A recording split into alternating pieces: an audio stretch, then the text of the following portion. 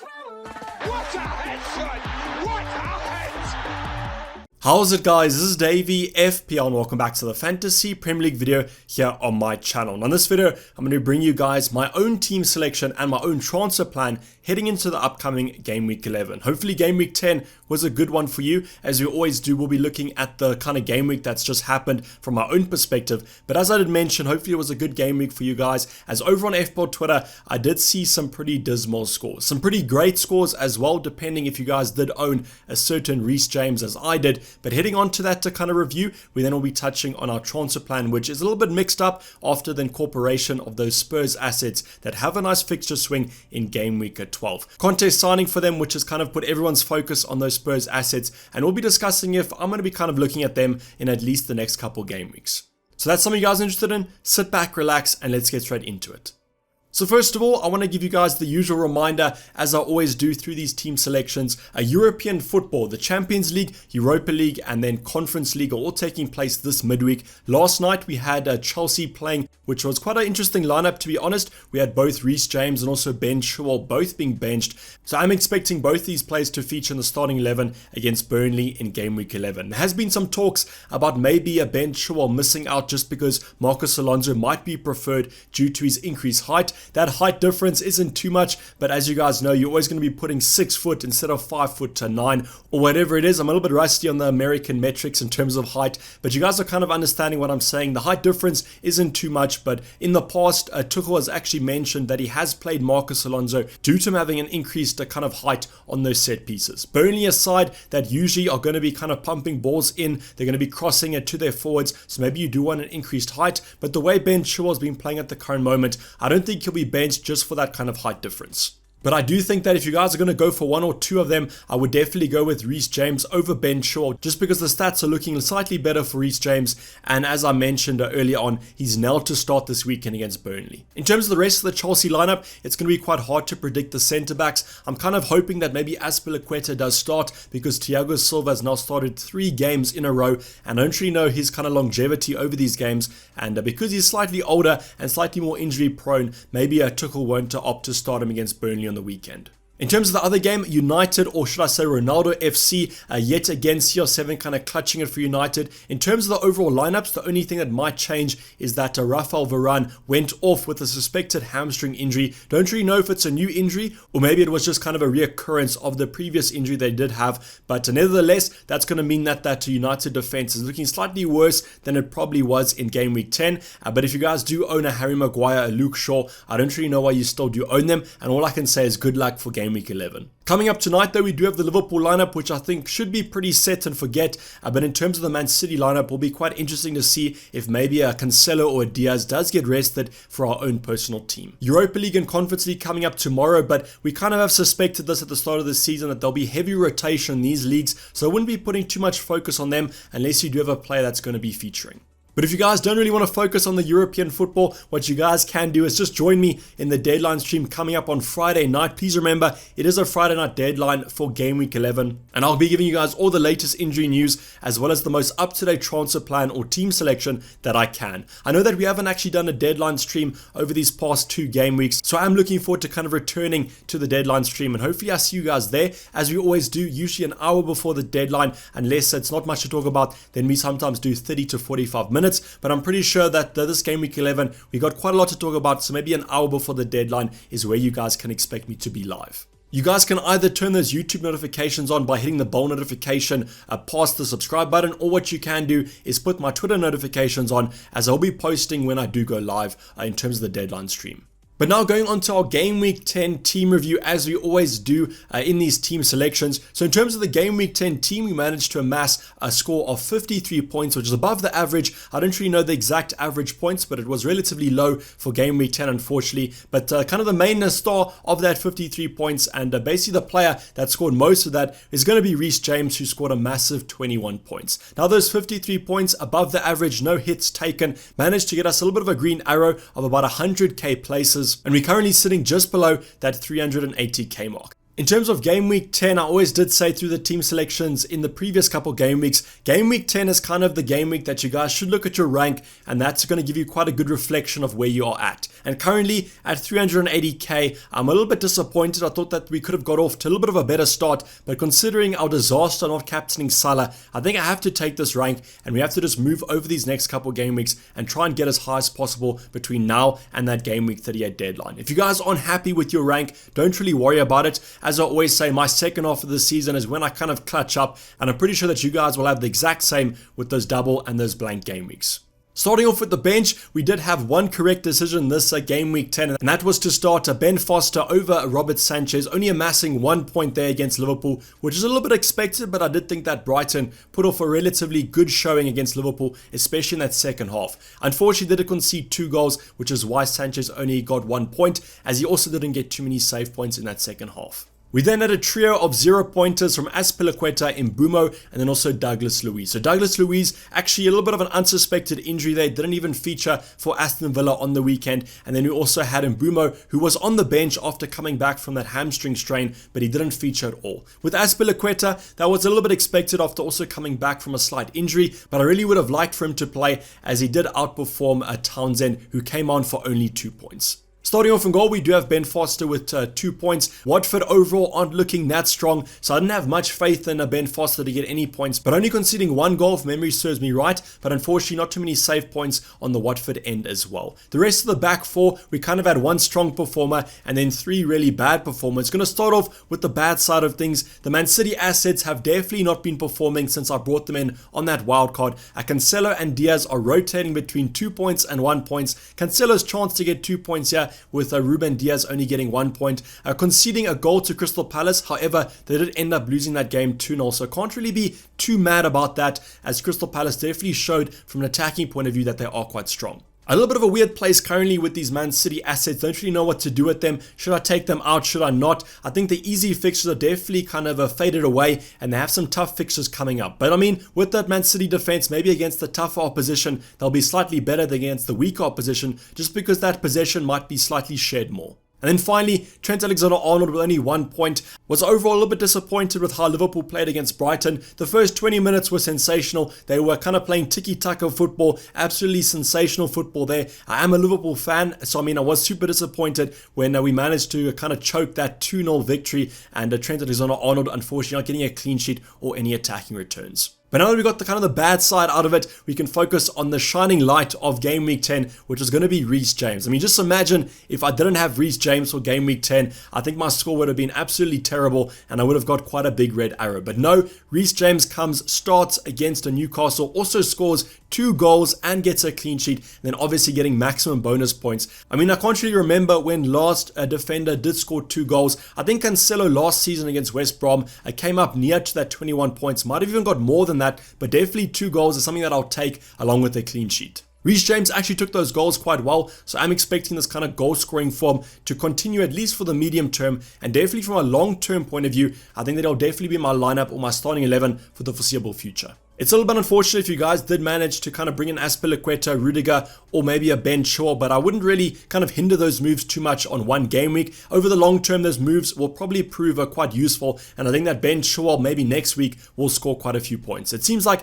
these 2 players are kind of rotating, but when you do look at Reece James, and when he has started 90 minutes, he definitely has hauled in basically every fixture. Then going on to our midfield department, and why didn't I captain Havertz over Salah this week instead of last week? I don't really know why, but I mean, a lot of people were saying that it's going to be kind of a scripted if Mo Salah ends up not doing that well against Brighton, as Brighton overall quite a strong defensive side. Yes, they did concede 4 goals to Man City last game week, but I definitely think they put on a better show, or maybe Mo Salah wasn't up to his best against them on the weekend. So only 5 points, just an assist for Mo Salah, and then obviously with Havertz outperforming him by 1 point, getting 6 points because of the clean sheet. So Havertz also managed to get an assist. I think it was for a penalty that he did win. Was a little bit unfortunate there. I thought that he did already beat the keeper, so he could have just slotted the ball in the back of the net, but unfortunately I think the contact was just enough for him to go down in the box. And then finally, our player that came off the bench was going to be Townsend. Now, Everton right now look absolutely shocking. If you guys do have Everton assets, I definitely would be selling them, at least in the short term, because Rafa Benitez, I don't know what's happened. He started off the season so promisingly, but unfortunately that form has completely dipped, and Townsend doesn't even look like he's anywhere near an attacking return. I guess the saving grace with Townsend is that he does come in at quite a cheap price, so we can navigate that price point quite nicely, which you guys will see in the transfer plan coming up. And then go on to our final forward department, and I think you guys will know that it was a relatively low scoring game week when I'm telling you that Adam Armstrong was my highest performing forward. So yes, Jamie Vardy and Antonio not getting any returns there. Jamie Vardy, a little bit of an interesting game week. I mean, it was against Arsenal, and it was only kind of a great performance from Aaron Ramsdale to keep Leicester out of the goal scoring department. Vardy definitely had a couple chances, but as with Vardy, he doesn't get too many chances, but when he does, you do expect him to finish them, but unfortunately game week 10 wasn't going to be that game week. We then move on to Antonio, who, like Havertz last game week, kind of played in a high-scoring game, but unfortunately didn't get any attacking returns. Luckily, it was only 4 goals this time and not 7 like Havertz last week, but you still would have expected maybe Antonio to get a couple returns, but it looks like he might be kind of fulfilling that role where he has the hold-up play, and then Benrahma or Bowen finish it at the end of the day. Then we move on to Adam Armstrong, who I think you guys will see after game week 10 is a total shot merchant, kind of shoots on sight. Don't really know if this is a confidence thing, but if you guys do recall, in pre-season we did mention him as the highest shot taker in the championship last season, and it does look like that form might continue as long as he's going to be getting playing time. So Armstrong did come off the bench with a lovely 5 points, could have got more, but I think that Southampton game was a little bit cagey, and he was playing against my goalkeeper Foster, who only amassed 2 points. So overall, pretty decent week, considering that I think most people generally had a bad week. I think this game week came down to, do you own Reece James or don't you? Or maybe if you started Ramsdale or if you didn't. I think that was kind of the decider of a good game week or a bad one. Let me know in the comments down below how you guys got on. I really like to see how you guys are keeping up with this season, and make sure to post your overall ranks as well. But now going on to our transfer plan, and if you guys didn't watch my Spurs video yesterday, I do recommend that you guys go check it out. I'll probably drop it in the comments down below, or at least in the description down below. But these transfers won't be for this specific game week, and the main reason for that is that if you do look at the options I'm willing to lose, Havertz plays Burnley, and then also Jamie Vardy plays Leeds. I don't really want to lose these 2 options. I think maybe next week we can transfer them out. And then also game week 12 signals the start of that lovely Spurs fixture run of that sea of green, and that's why these transfers only will be for next week. But it does still prove useful to kind of plan your transfers out, and this is what I would recommend you guys doing. I also want to give myself one more game week just to see what formation Conte will set up with. Because apparently in training yesterday, they played all the squad players against each other in 11 versus 11 aside, and a human son was playing left wing back. It's a little bit strange there. We did mention the likes of Pedro and Perisic playing at that left wing back slot under Conte, so it kind of shows you that doesn't really mind playing a winger at that defensive position, but I just generally hope that Heung-min Son won't be a left wing back,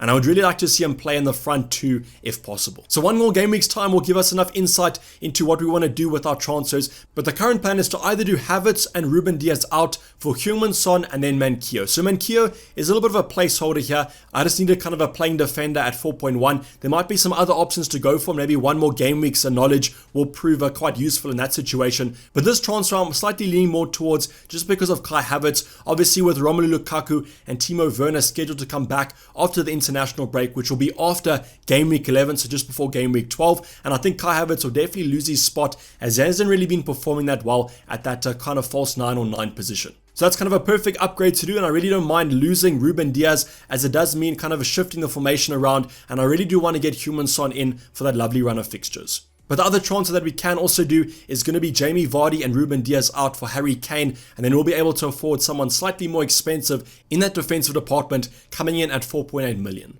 A little bit annoying that we can't stretch that to 5 million, as I really would have liked to get Reguilon in, but if we kind of have Emerson that drops in price, we might also be able to afford him at 4.8. Between these 2 options, I got quite a few comments on yesterday's video who I would kind of go for between Son and Kane. I'll be discussing this more in depth tomorrow in the Ultimate Guide, so you guys can check that out if you guys want to. But I personally prefer Harry Kane over Son if you guys can afford both, just because Harry Kane is on penalties, and I think he'll be more of kind of the front man, and I think Conte will keep him in the box and not play him at that cam slot. But as I said, another game week's knowledge I think will be quite useful, and that's why I'm going to wait for these transfers just yet, and that's why I might be doing kind of a 1 week punt for this game week. So going on to the transfers planned for this game week, I've kind of narrowed it down to 4 options. I'll be talking about the 4th option in the next kind of talking point, just because I want to give you guys some insight on why I want to do that move. But in terms of these 3 options, the first one's going to be Antonio out for Tony, just because Antonio has kind of a tough run of fixtures. I think the next 6 fixtures don't look great from a West Ham point of view. And you guys know me, I'm more of an FPL kind of a fixture manager, and when I see bad fixtures, I automatically want to take the player out. Unfortunately with Tony though, he hasn't picked up that much of form, and I always like to kind of combine the fixtures with the form, but he does play Norwich up next, and Norwich have proven this season to be kind of a form reversal, and whoever does play them usually does pick up a couple goals. But this transfer, unfortunately, is probably the least likely for me to do, just because Antonio's stats look so great right now, even though they have played some tougher opposition, and in terms of other forward players, they haven't really been up to scratch. We then go on to another option that I can do, definitely bringing in a fixture and a form player, and that's going to be Andros Townsend out for Smith Rowe in. So Smith Rowe, great form right now. He also has a nice fixture against Watford coming up in game week 11, so I can also play him in that specific game week, and the price is quite cheap there, still 5.6 million, and if he does continue this form, I think it's going to be great value for money in that midfield department. And the final transfer option that I might do is also going to be kind of taking Azpilicueta out for Ben Chilwell. Now this move is a little bit sideways, so I might not do it as well, but that's why I did mention Azpilicueta against Burnley, where I do hope that he does start, because I do think there's kind of a clean sheet in there for Chelsea, and if Ben Chilwell does get benched, I don't really want to kind of bring in Ben Chilwell and then he doesn't feature against Burnley on the weekend. But I really don't want to make you guys kind of nervous. I do think Chilwell will start against Burnley on the weekend. I'm just kind of putting this as another talking point as to why I might not do this move, as it might be a little bit sideways for my liking. But in terms of long-term moves, I really do want to get Chilwell into my kind of starting 11 and my squad, as I do think for the long term, him and Reece James are going to be kind of the best value for money defenders that we can get. And that's why if I want to do this move anyways, I might as well do it in game week 11. And the final transfer that I am considering is going to be Adam Armstrong out then for Hwang from Wolves. So Hwang, a little bit unfortunate in game week 10 not to get any points against Everton. If memory serves me right, it was an offside goal that was ruled out by VAR. So maybe a little bit unfortunate there, maybe if he held his line slightly better. But I think Hwang is just great value for money, and he definitely looks like he's nailed down that starting 11 spot at Wolves. Now with Adam Armstrong though, he does play Norwich in game week 12, and that might be the only reason why I'm willing to hold on to the Southampton forward, just because if he picks up form against Aston Villa on the weekend, obviously if he does start on Friday, then he could also start against Norwich, which will be an absolutely splendid fixture to have him for. But the reason I kind of wanted to separate this transfer from the others is that I wanted to give you guys some insight that we could potentially get some early Southampton news on the weekend, because they do play the first game on Friday evening. So if we do get news that Adam Armstrong is going to start, I might hold off my transfers as long as possible to get that news, because if he does start, I'm willing to hold on to him, because as I said, he does play Norwich in game week 12. But we might not get news. I mean, the Southampton journalists might not be that proactive. I don't think there's much need for Southampton early team sheet news, so we might not get any. But if we do, I think it's enough security to kind of keep Adam Armstrong for another game week.